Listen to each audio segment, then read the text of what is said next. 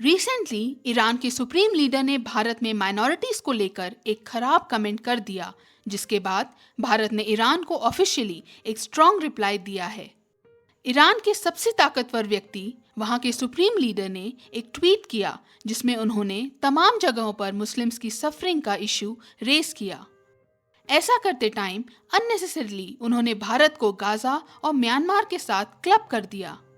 Gaza में आप जानते होंगे कि कई सालों से इजराइल पैलेस्टीन कॉन्फ्लिक्ट की वजह से वहां पर रहने वाले Muslims severe humanitarian crisis face कर रहे हैं। अभी इजराइल हमास वॉर में 40,000 से ज्यादा पैलेस्टीनियंस अपनी जान गंवा चुके हैं। क्या भारत में मुस्लिम्स इस तरह से सफर कर रहे हैं? बिल्कुल भी नहीं। तो फिर ऐसी जगह के साथ आप भारत को कंपेयर कैसे कर सकते हैं? गाजा में कॉन्फ्लिक्ट की वजह से खाना, पानी, मेडिसिन, बिजली जैसी एसेंशियल चीजें तक नहीं मिल पा रही हैं। वॉर में कई लोगों के घर डिस्ट्रॉय हो गए, हजारों लोग डिस्प्लेस हो चुके हैं, लोगों में फियर और साइकोलॉजिकल ट्रॉमा है, कभी भी मिसाइल स्ट्राइक में जान जा सकती है। पैलेस्टीनियंस इतनी खराब स्थिति में हैं। क्या भारत में मुस्लिम्स को ऐसी परेशानी हो रही है? नहीं ना। इसलिए गाजा के साथ भारत को क्लब करना बिल्कुल गलत है। म्यांमार का केस भी देख लेते हैं। वहां पे रोहिंग्या क्राइसिस के बारे में आपने सुना होगा। रोहिंग्या मुस्लिम्स म्यांमार में माइनॉरिटी हैं। ये प्राइमरीली म्यांमार की रखाइन स्टेट में रहते हैं। ये वर्षों से सिस्टमिक डिस्क्रिमिनेशन फेस कर रहे हैं। रेगुलरली इनके टॉर्चर और इनके अगेंस्ट वायलेंस की खबरें आती रहती हैं। म्यांमार की गवर्नमेंट और मिलिट्री के द्वारा प्रोसिक्यूशन की खबरें आती रहती हैं। कई जनरेशन से म्यांमार में रहने के बावजूद इन्हें म्यांमार के सिटीजन्स के रूप में रिकॉग्नाइज नहीं किया जाता है। सिटीजनशिप राइट्स डिनाई कर दिए जाने की वजह से रोहिंग्या स्टेटलेस हो जाते हैं, जिससे ये तमाम बेनिफिट से वंचित रह जाते हैं। वायलेंस और प्रोसिक्यूशन से बचने के लिए लाखों रोहिंग्या मुस्लिम्स म्यांमार से भागकर पड़ोसी मुल्क बांग्लादेश में रेफ्यूजी कैंप्स में रह रहे हैं। बांग्लादेश की कॉक्सेस बाजार डिस्ट्रिक्ट में इस समय 9 लाख से ज्यादा रोहिंग्याज रह रहे हैं। ये इतनी ज्यादा संख्या में है कि कॉक्सेस बाजार आज वर्ल्ड का one of the largest refugee settlement है। यूनाइटेड नेशंस समेत तमाम इंटरनेशनल बॉडीज ने म्यांमार को रोहिंग्या मुस्लिम्स के ह्यूमन राइट्स वायलेशंस और के लिए अक्यूज किया है। इतनी खराब स्थिति है। अब आप बेहतर ढंग से समझ पा रहे होंगे कि भारत को गाजा और म्यांमार के साथ क्लब करना कितना गलत है। और इसलिए भारत की मिनिस्ट्री ऑफ एक्सटर्नल अफेयर्स ने स्ट्रॉन्ग स्टैंड लेते हुए ऑफिशियली ईरान के सुप्रीम लीडर के स्टेटमेंट्स को कंडेम किया है। साफ और कड़े शब्दों में अपना डिसअप्रूवल जाहिर किया है। साथ ही यह भी कहा है कि भारत पर कमेंट करने से पहले ईरान को खुद अपना ट्रैक रिकॉर्ड देख लेना चाहिए। इसका मतलब समझाते हैं आपको। इस्लामिक रिपब्लिक ऑफ ईरान एक मुस्लिम मेजॉरिटी देश है। आज के टाइम इसकी कुल आबादी 9 करोड़ के आसपास है। ईरान की कुल आबादी के 2 गुना से भी ज्यादा मुस्लिम्स अभी भारत में रहते हैं। विकिपीडिया पे मुस्लिम पॉपुलेशन ग्रोथ का पेज देखिए। भारत में फास्टेस्ट ग्रोइंग रिलीजन कौन सा है? इस्लाम। एक हिंदू मेजॉरिटी देश में अगर इस्लाम फास्टेस्ट ग्रोइंग रिलीजन है तो इससे स्पष्ट हो जाता है कि मुस्लिम्स के अगेंस्ट कोई सिस्टमिक डिस्क्रिमिनेशन नहीं हो रहा है। जिन देशों में माइनॉरिटीज के अगेंस्ट सिस्टमिक डिस्क्रिमिनेशन होता है वहां उनकी संख्या घटती है, बढ़ती नहीं है। फॉर एग्जाम्पल, पाकिस्तान में हिंदूज जो वहां पे माइनॉरिटी हैं, उनकी संख्या ओवर द ईयर्स लगातार घटी है। भारत में किसी एक रिलीजन के अगेंस्ट डिस्क्रिमिनेशन नहीं होता है। भारत के इकोनॉमिक ग्रोथ का लाभ और सरकार की स्कीम्स का लाभ हर रिलीजन के लोगों को होता है। देखिए, हम नहीं कह रहे हैं कि आज तक भारत में एक भी मुस्लिम को कभी कोई परेशानी नहीं हुई है, सब कुछ एकदम परफेक्ट है। हम ऐसा नहीं कह रहे हैं। हम बस ये कह रहे हैं कि ये आरोप लगाना कि केवल मुस्लिम्स को ही सिलेक्टिवली टारगेट किया जा रहा है या केवल मुस्लिम्स ही सफर कर रहे हैं, ये सही नहीं है।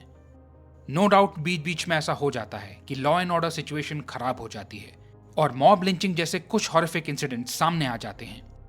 इंटर रिलीजियस क्लैशेस देखने को मिलते हैं। काफी बार एक दूसरे के रिलीजन के अगेंस्ट हेट स्प्रेड की जाती है। हम डिनाई नहीं कर रहे हैं। अनफॉर्चुनेटली ऐसे केसेस आते हैं, बट इन आइसोलेटेड केसेस को पिक करके ये कहना कि केवल सिलेक्टिवली मुस्लिम्स को ही टारगेट किया जा रहा है, ये गलत है। अगर ऐसे केसेस आते हैं जहां मुस्लिम्स के अगेंस्ट क्राइम हुआ है, तो ऐसे केसेस भी आते हैं जहां मुस्लिम्स ने क्राइम किया है। हर समाज में अच्छे और बुरे दोनों तरह के लोग होते हैं। हमें यह एक्सेप्ट करना पड़ेगा। किसी भी एक रिलीजन के न सारे लोग अच्छे होते हैं और न ही सारे लोग बुरे होते हैं। सब कुछ परफेक्ट नहीं होता है। बताइए, क्या ऐसा एक भी देश है जहां हर चीज एकदम परफेक्ट हो, हर समय एकदम 100% लॉ एंड ऑर्डर मेंटेन रहता हो, किसी के भी अगेंस्ट कोई डिस्क्रिमिनेशन ना होता हो, कोई क्राइम ना होता हो, कोई परेशानी ना हो? है ऐसा कोई देश? नहीं है ना। हर एक देश में प्रॉब्लम्स होती हैं, उन्हें ठीक किया जाता है। इसी तरह से भारत में भी प्रॉब्लम्स हैं और कई जगह काफी इंप्रूवमेंट का स्कोप है। बट भारत में केवल मुस्लिम्स ही सफर कर रहे हैं, ऐसा नैरेटिव चलाना गलत है। ये भारत में नहीं, ईरान में हुआ था कि एक 22 साल की मुस्लिम महिला की रिलीजियस मोरालिटी पुलिस की ब्रुटैलिटी की वजह से जान चली गई थी। एक मुस्लिम मेजॉरिटी देश में सिर्फ इसलिए एक मुस्लिम महिला को बुरी तरह से पीटा गया क्योंकि उन्होंने हिजाब नहीं पहना था। इसके बाद ईरान में सरकार के अगेंस्ट वाइड स्प्रेड प्रोटेस्ट्स हुए थे, जिन्हें ब्रूटली सप्रेस किया गया था। महसा अमीनी प्रोटेस्ट के बारे में पढ़िएगा। आज भी ईरान में मुस्लिम्स ईरानियन रेजिम के मैंडेटरी हिजाब लॉ के अगेंस्ट प्रोटेस्ट कर रहे हैं। तो ईरान को पहले अपना ट्रैक रिकॉर्ड देखना चाहिए कि वहां मुस्लिम महिलाओं को अपनी बेसिक राइट्स तक के लिए प्रोटेस्ट करना पड़ रहा है। वो खुद अपनी मर्जी से हिजाब पहनना चाहती हैं तो कोई दिक्कत नहीं, ये उनकी चॉइस है, उनकी राइट है। बट सरकार अगर ये डिक्टेट करने लगे कि आपको क्या पहनना चाहिए, अपनी बॉडी को कैसे कवर करना चाहिए, तो ये कपड़ों की चॉइस जैसी बेसिक राइट से डिप्राइव करना हुआ कि नहीं? ईरान के सुप्रीम लीडर ने अपनी ट्वीट में कहा था कि किसी भी जगह अगर मुस्लिम सफर कर रहे हैं तो हमें उस पर ध्यान देना चाहिए। तो पहले ईरान में जो मुस्लिम महिलाएं सफर कर रही हैं वहां से शुरुआत कीजिए।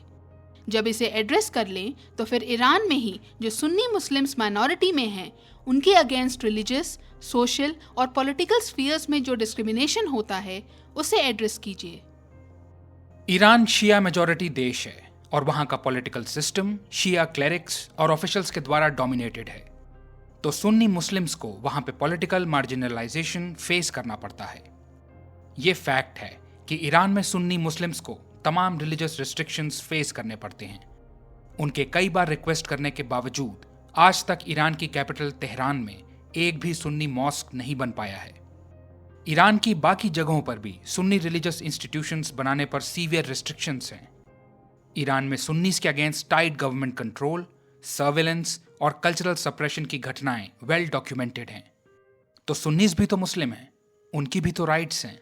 तो ईरान को पहले इसे भी एड्रेस करना चाहिए। अगेन, कहीं भी मुस्लिम्स के अगेंस्ट सफरिंग हो रही है तो उसे एड्रेस करना था ना। तो चाइना चलते हैं। चाइना के शिनजियांग रीजन में उइगुर मुस्लिम्स के अगेंस्ट चाइनीज गवर्नमेंट के द्वारा सीवियर ह्यूमन राइट्स अब्यूसेस और प्रोसिक्यूशन की खबरें लगातार सामने आती रहती हैं। चाइना में इन मुस्लिम्स को अपने रिलीजियस बिलीव्स छोड़ने के लिए फोर्स किया जाता है और इनसे कहा जाता है कि केवल चाइनीज कम्युनिस्ट पार्टी के प्रति आपकी लॉयल्टी रहनी चाहिए। इन्हें कैंप्स में आर्बिट्रली डिटेन कर लिया जाता है और इन्हें फोर्स लेबर, टॉर्चर और अब्यूज का सामना करना पड़ता है। ये दाढ़ी नहीं रख सकते, अपनी मर्जी से हिजाब नहीं पहन सकते, चाइनीज कम्युनिस्ट पार्टी के द्वारा मॉस्क्स तोड़े जाते हैं, हर एक इस्लामिक सिंबल को डिस्ट्रॉय किया जाता है। उइगुर मुस्लिम्स अपनी लैंग्वेज और कल्चर तक प्रैक्टिस नहीं कर सकते। इन्हें जबरन मैंड्रिन और हान चाइनीज कल्चर अडॉप्ट करने के लिए फोर्स किया जाता है। इन्हें चाइना में और भी तमाम तरह की अट्रॉसिटीज फेस करनी पड़ती हैं। हर जगह मुस्लिम्स के अगेंस्ट सफरिंग पर ध्यान देना था ना। भारत के अगेंस्ट तो ईरान के सुप्रीम लीडर ने पहले भी कई बार बोला है। ईरान के सुप्रीम लीडर ने 2019 में आर्टिकल 370 के एब्रोगेशन को क्रिटिसाइज किया था, क्योंकि यूएस सैंक्शंस के कारण भारत ने ईरान से ऑयल इंपोर्ट्स रेस्ट्रिक्ट कर लिए थे। तो नाराजगी में ईरान ने अननेसेसरली भारत में माइनॉरिटीज का इश्यू रेस किया। लेकिन चाइना में उइगुर मुस्लिम्स के साथ जो हॉरिफिक ट्रीटमेंट हो रहा है उसका क्या? आज तक एक बार भी ईरान ने इसके बारे में नहीं बोला, क्योंकि चाइना को कैसे नाराज करें। चाइना अगले 25 सालों में ईरान की इकोनॉमी में $400 बिलियन इन्वेस्ट जो करने वाला है, जिससे ईरान की ऑयल एंड गैस इंडस्ट्री को बहुत ज्यादा फायदा होगा। तो जब चाइना में मुस्लिम्स पर अत्याचार होगा तो ईरान आंख बंद कर लेगा। यानी फॉरेन डायरेक्ट इन्वेस्टमेंट आ रहा हो तब मुस्लिम उम्मा की बात नहीं करनी है। ईरान बिल्कुल क्लियर है कि इकोनॉमी के आगे ग्लोबल मुस्लिम यूनिटी नहीं लाना है। लेकिन जब आप मुस्लिम वर्ल्ड का लीडर बनने का सपना देखते हैं तो इसका मतलब है कि फिर कहीं भी, चाहे कहीं भी मुस्लिम्स के अगेंस्ट डिस्क्रिमिनेशन या ऑपरेशन होता है तो आपको उनके राइट्स के लिए खड़ा होना पड़ेगा। यह फिर आपका ऑब्लिगेशन बन जाता है।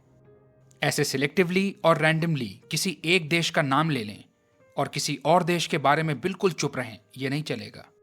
क्योंकि ईरानियन रजीम आखिर मुस्लिम्स के अगेंस्ट हो रहे मिसट्रीटमेंट की बात क्यों करती है?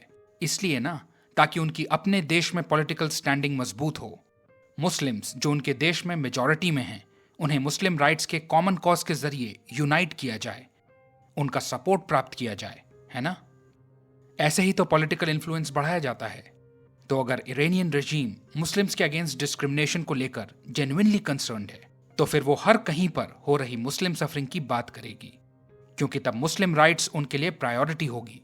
ऐसा थोड़ी होगा कि कुछ जगहों पर मुस्लिम्स के लिए जस्टिस की मांग कर ली और जहां इकोनॉमिक लॉस का डर है वहां चुप हो गए और अपने देश में मुस्लिम महिलाओं और मुस्लिम माइनॉरिटीज का ऑपरेशन बंद नहीं किया। यह ठीक बात नहीं है। ऐसे कैसे ईरान मुस्लिम वर्ल्ड का लीडर बनेगा? ऑनेस्टली, ईरान के इस आउटरेजियस स्टेटमेंट की बिल्कुल जरूरत नहीं थी। ईरान को ये सब करने से बचना चाहिए। मुस्लिम्स के बेटर ट्रीटमेंट की बात तब कीजिए जब आप जेन्युइनली उनके बारे में कंसर्न्ड हों। मुस्लिम सफरिंग को एक डिप्लोमेटिक टूल की तरह इस्तेमाल मत कीजिए। अपनी जनता को इंटरनल इश्यूज से डिस्ट्रैक्ट करने के लिए विदेशों में हो रही मुस्लिम सफरिंग की बात मत कीजिए। आप न्यूक्लियर वेपन्स बनाने के बहुत करीब हैं। इसके लिए मुस्लिम वर्ल्ड का सपोर्ट जुटाना है। केवल इसके लिए मुस्लिम्स के अगेंस्ट इनजस्टिस की बात मत कीजिए। चूंकि आपके प्रॉक्सी हमास ने इजराइल के ऊपर अटैक किया, इसके बाद इजराइल ने जवाबी कार्रवाई की और भारत ने इजराइल की खुद को डिफेंड करने की राइट को सपोर्ट किया, तो केवल इस नाराजगी में भारत में माइनॉरिटीज की सफरिंग का इशू मत रेस कीजिए। मुस्लिम सफरिंग की बात तब कीजिए जब आप जेन्युइनली इसके बारे में कंसर्न्ड हो। डिसाइड कर लीजिए क्या जरूरी है, पॉलिटिकल इंटरेस्ट्स या रिलीजियस ड्यूटी। दोनों को मिक्स मत कीजिए, क्योंकि लोग देर सवेर समझ जाते हैं। लास्ट में यही कहेंगे कि भारत के साथ अच्छे रिलेशंस बिल्ड करने से ईरान को फायदा ही होगा और इसलिए ईरान को अननेसेसरीली भारत को प्रवोक नहीं करना चाहिए।